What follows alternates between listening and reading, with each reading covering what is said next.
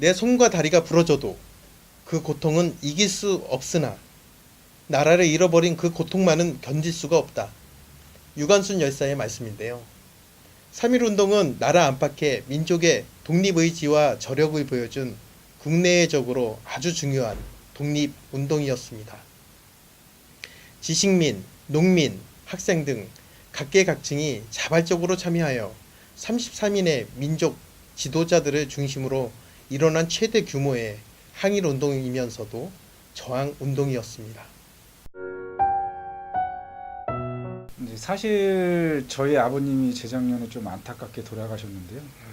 그 당시에는 굉장히 마음이 아프고 슬펐는데 오늘 오산시에 오면서 이렇게 마음이 갑자기 이렇게 뭉클한 마음이 들더라고요. 이제 100주년이구나.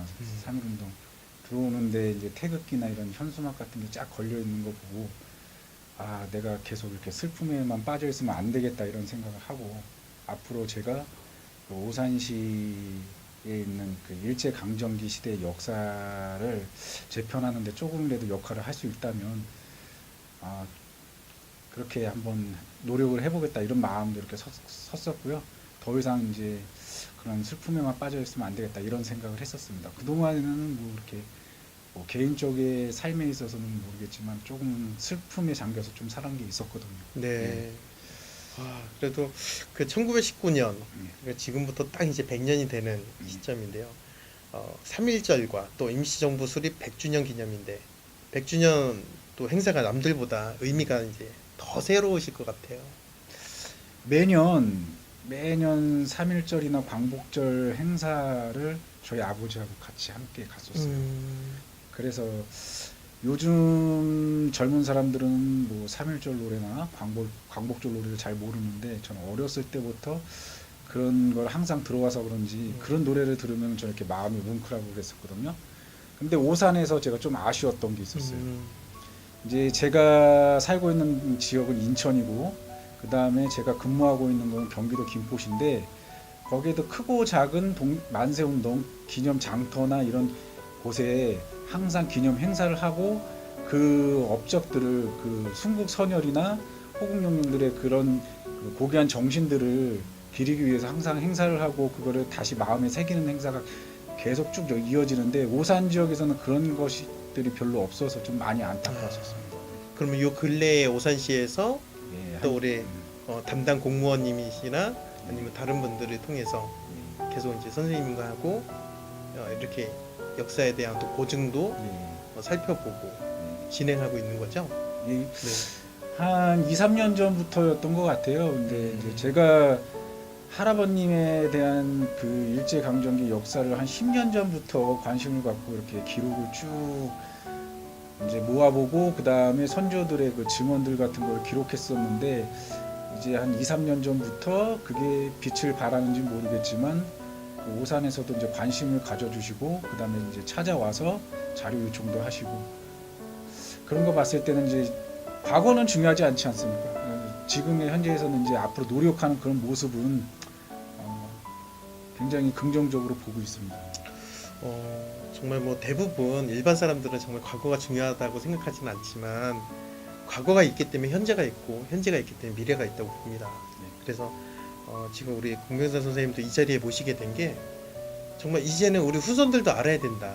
정말 그 히스토리를 남겨야 되는 거고 이런 또 그 정신을 가졌던 우리 또 조상이자 또 우리 선배님들이 이 오산의 어떤 터전을 만들어준 분이시잖아요. 그래서 저는 이번에 오산시에도 국가유공자를 이렇게 찾다 보니까 다들 이제 뭐 몇 분한테 말씀드리니까 모르시는 거예요.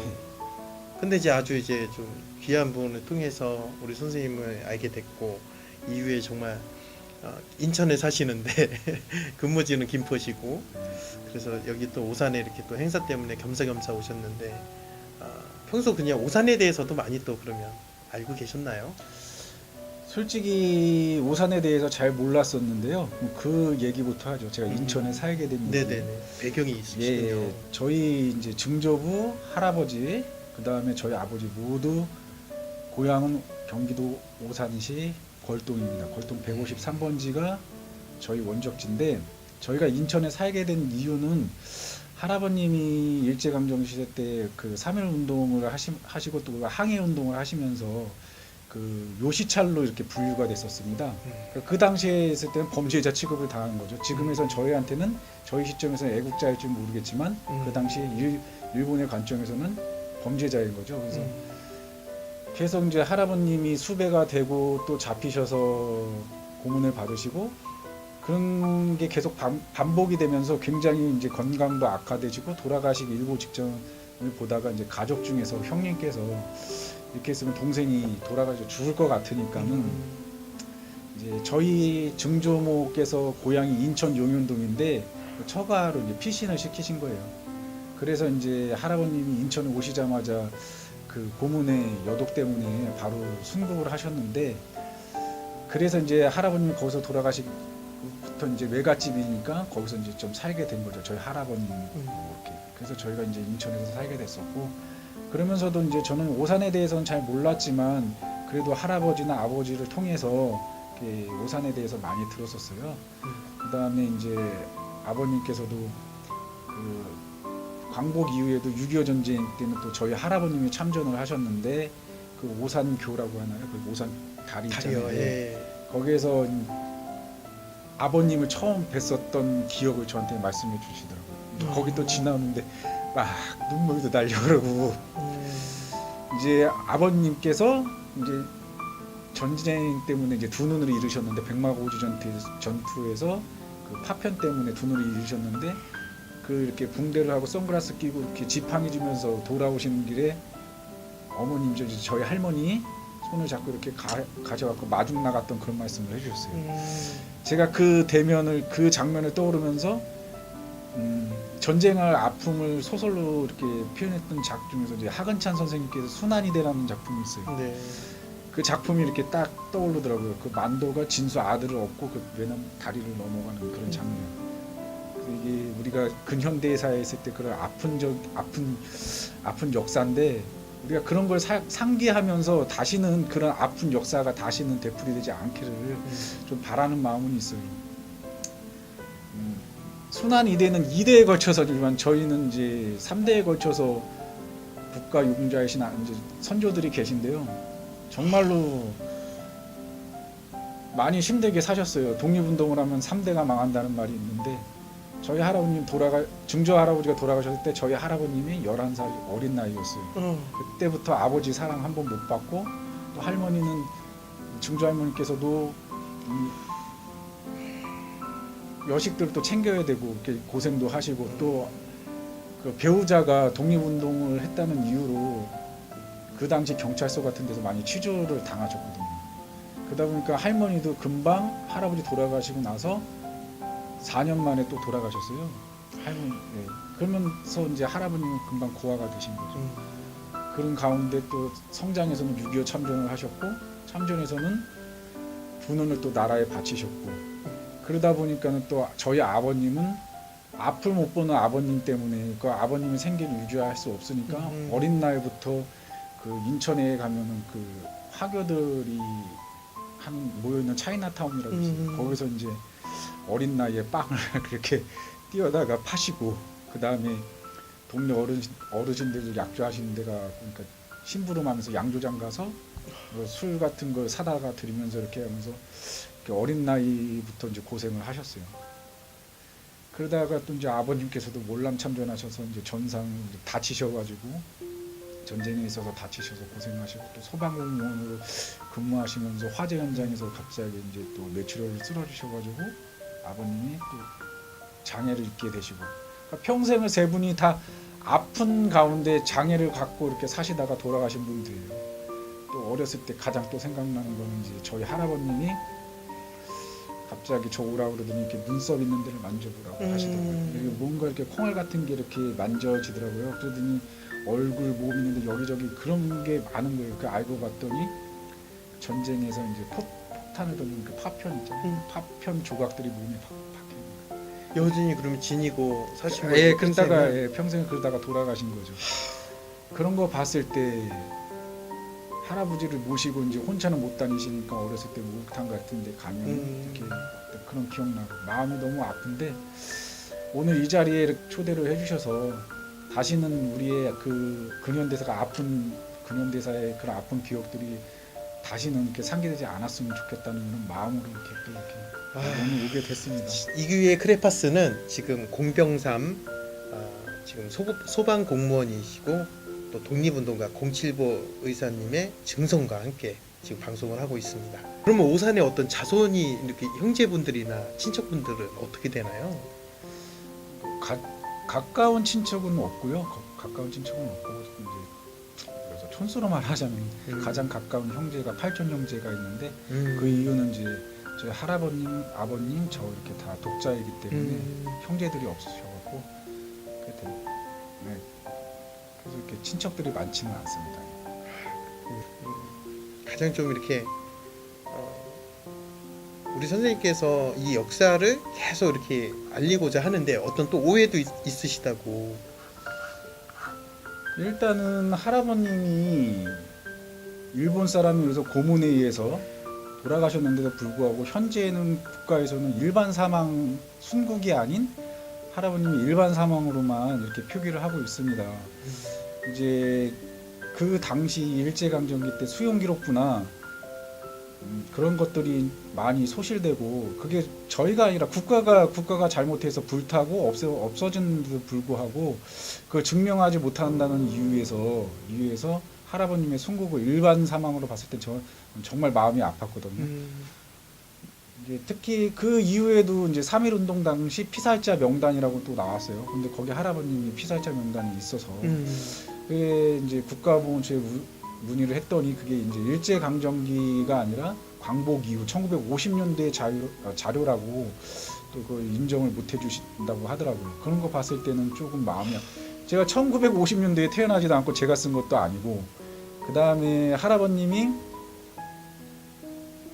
제가 알고 있기로는 1919년 3월 29일 그 만세 당시에 체포된 걸로 알고 있는데 그때 분명히 저는 얘기를 듣기에 제가 그 당시에 어렸을 때는 3.1운동 실록을 읽어본 적도 없고 그 다음에 그 당시 매일신문도 읽어본 적이 없는데 거기에 보면은 4명의 부상자가 총상으로 4명의 부상자가 오산병원으로 이송됐다는 내용이 분명히 나와 있는데 저는 어렸을 때 할아버님이 본인 그 독립운동 하신 할아버님의 아들은 아실 거 아니에요. 그 아들이 그쵸. 저한테 거짓말을 하실 일도 없고 총에 맞으셨고 고문에 의해서 다리를 못 쓰셔가지고 할아버님 말에 의하면 한 다리를 질질 끌고 다니셨다고 이렇게 장애를 갖고선 그런 내용을 들었는데 그게 체포의 근거가 될 수 없다는 국가보훈처의 얘기는 좀 마음이 아팠어요.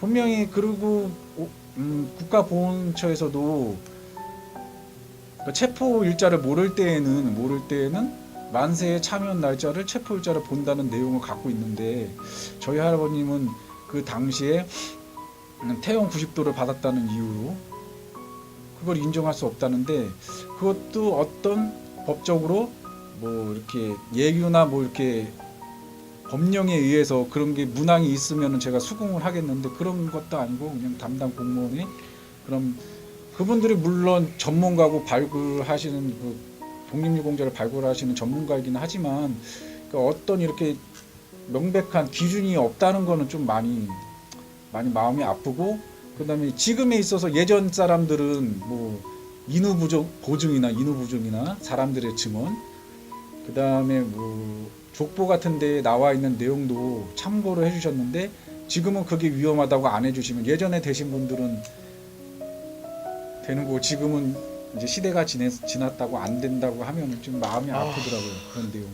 누가 그러면 나라에 충성을 하고 누가 국가에 저는 지금에 있어서는 할아버님이 일단은 서원을 받으셨고 대통령 표창을 받으셨기 때문에 뭐 할아버님의 품격은 제가 뭐 대한민국 건국훈장 애국장이라고 생각을 하지만 뭐 안 해주셔도 상관은 없습니다. 그 명예를 찾기 위해서 했었던 건데 그러면은 할아버님이 일본의 고문에 의해서 돌아가신 게 확실하기 때문에 저는 그거에 대해서는 변함이 없거든요. 단 1%도. 그러면 일반 사망이 아니라 순국만이라도 저는 인정해달라는 거죠. 할아버님이 당연히 순국을 하셨는데도 불구하고 일반 사망이라고 이렇게 보는 거는 저는 너무나 마음이 아프거든요. 그래요. 혹시 이 방송을 보시는 분은 정말 이런 애로사항 그리고 이런 부분은 어떻게 방법이 있는지 좀 알려주시면 고맙겠습니다.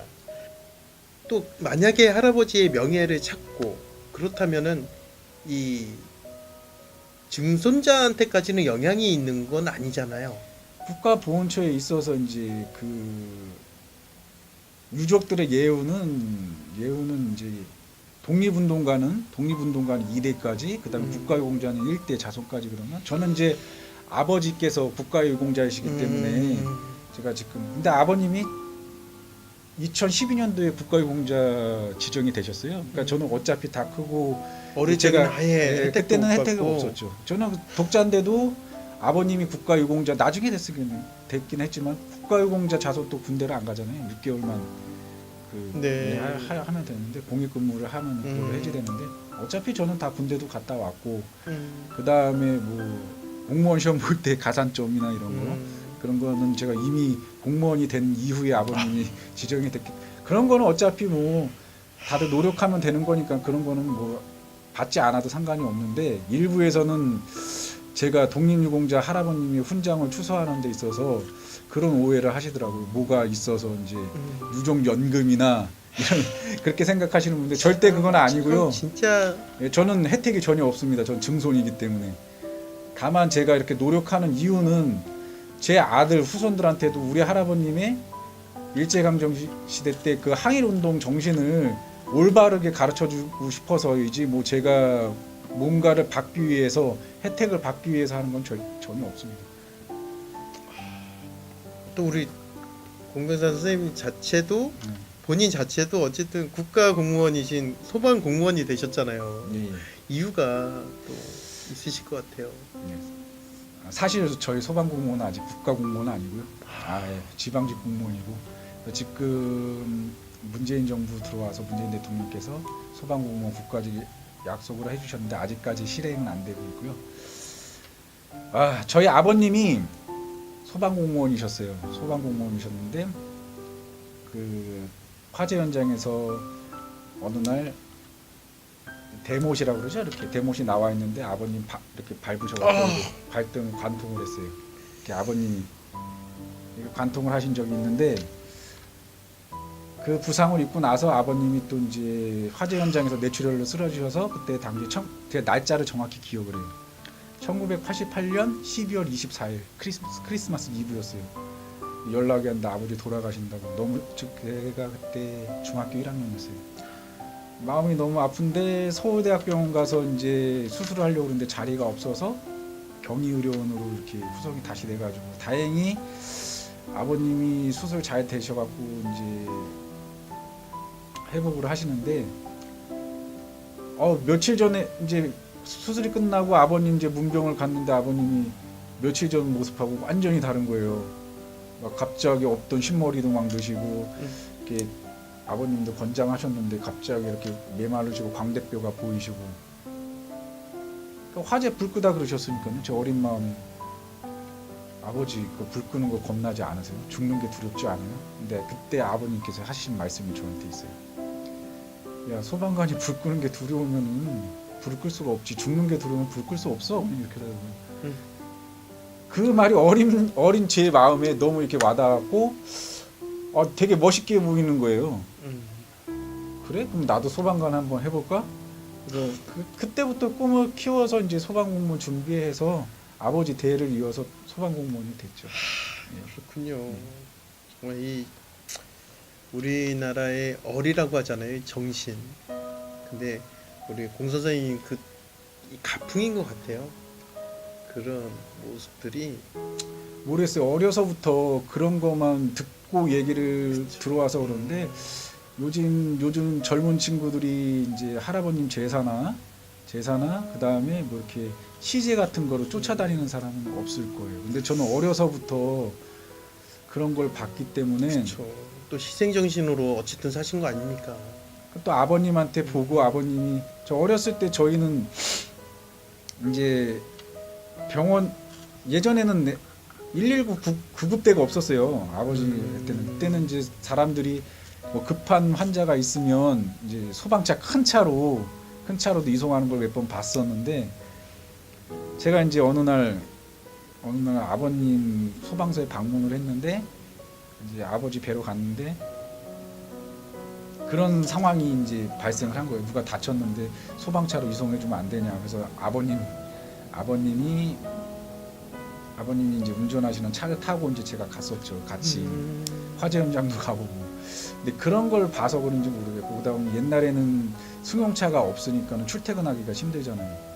그쵸. 예, 그러니까 이제 소방서 옆에만 살았어요 또. 예, 그래서 그 앞에서 살다 보니까 맹모 삼천지경 이런 것처럼, 네, 예, 네. 저도 이제 그런 거 자연스럽게 그 환경에 예, 젖어드신 보고 거네요. 보고 배운 게 그런 거밖에 없었으니까. 독립운동가 075 의사의 증서이신 공병삼 선생님과 함께 방송을 하고 있습니다. 가장 보람 있었던 일을 지금 기억하신다면 어떤 일이 있을까요? 제가 이제 할아버님의 역사를 10년 동안 찾아오면서 이제 많은 시민들이 갑자기 이제 저를 찾아주시고, 그거에 대해서 또 같이 함께 고민해주고 아파해주시고 노력해주시는 분들이 생겨나기 시작을 했어요. 그래서 너무 마음이 기뻤고, 그 다음에 내가 여태까지 10년 동안 할아버님의 자료를 모아오면서 드디어 이런 게 빛을 발하는구나. 그래서 굉장히 기뻤었죠. 근데 재작년엔 원래는 아버지하고 함께 감사패를 받으러 가기로 했었어요. 이제 오산의 한 기자가 이제 할아버님의 내용을 보시고 오산시에서도 그만한 대응을 해주셔야 되는 거 아니냐 그러면서도, 흔쾌히 오산시청에서도 당연히 그렇게 해야 된다. 또 문재인 오산시에서도 네. 노력은 있으셨네요. 예. 네네. 그래서 감사패를 주셨는데요.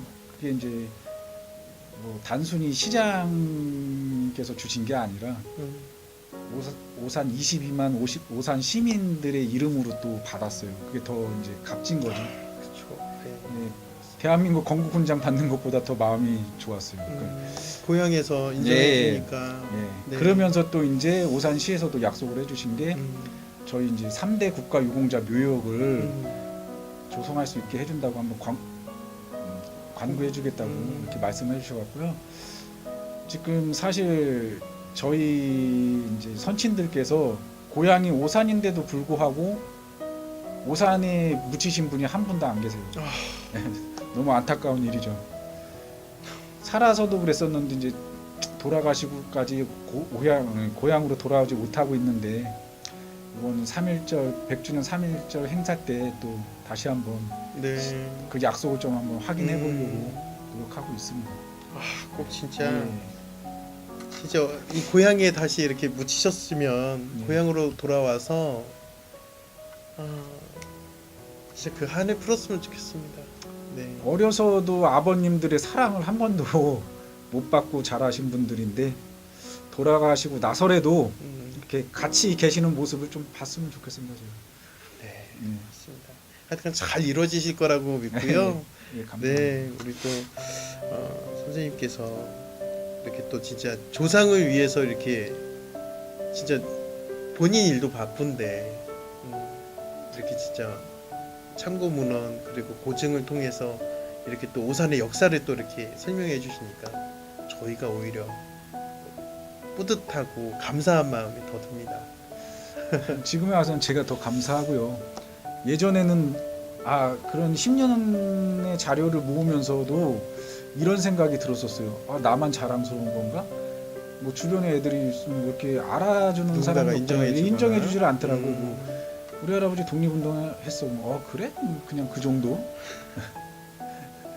그 정도. 그 다음에 이제 3대가 국가유공자. 그냥 그래. 뭐 이렇게만 하시는 거고, 또 일부에서는 또 그 국가 보훈 단체를 또 안 좋게 보시는 분들도 있어요. 월남전 참전한 사람들, 6.25 전쟁 그 상위 군병들 이렇게 조금 안 좋게 보시는 분들이 있는데, 그분들 나름대로 또 이렇게 교육이나 이런 데서 많이 소외되셨던 분들이고, 삶에 있어서 많이 소외가 되신 분들이에요. 근데 뭐 일부 어르신들에서는 또뭐 사람마다 분류가 있겠지만은 그분들이 아픔을 아신다면은 이렇게 함부로 욕은 할 수 없다고 생각을 합니다. 이번에도 뭐 제가 방송에서 얘기를 해도 되는지 네, 모르겠지만 편하게. 5.18 광주 거기서도 이제 그런 말이 좀 많이 나오는 망언이 있었죠. 그런 것을 봤을 때도 본인들이 그 체험하지 않으셨던 분들이 그렇게 쉽게 얘기할 거는 아니라고 봅니다. 그분들이 거기에서 민주화 항쟁을 하신 건 아니잖아요. 제 생각입니다. 또 여러 분류의 생각이 있는데 제 생각을 말씀드린 거예요. 끝으로 또 우리 시청자 그리고 오산 시민들에게 또 한 말씀. 1919년 3.1절 또 임시정부 수립 100주년 이거에 또 준해서 좀 이야기를 나눠주세요. 사실 오산에 8분이 지금 오산장터 8분 의사들만 지금 부각이 되는 시점인데요. 그분 말고도 3.1운동 실록에 보면 10명의 의사들이 더 있습니다. 그분들도 이렇게 발굴하는 것도 상당히 중요하다 생각하고, 그 다음에 저희 할아버님 피살자 명부에도 보면 저희 할아버님 포함해서 3분이 더 있으시거든요. 그런 발굴되지 않은 독립유공자들을 발굴하는 것도 상당히 중요하다고 생각을 하고요. 그분들의 업적을 잘 기록해서 남기는 것도 저희의 몫이라고 생각을 합니다.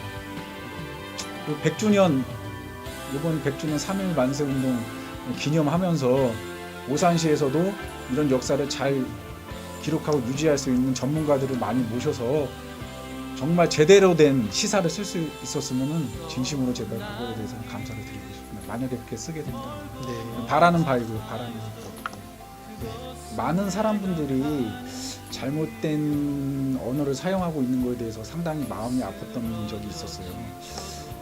여러분들은 어떻게 생각하시나요? 8.15 광복이 맞을까요? 8.15 해방이 맞을까요? 아니면 병술 국치가 맞을까요? 한일 합방이 맞을까요? 우리가 일상생활에서 굉장히 많이 사용하시고 어른들도 많이 사용하는 말인데요.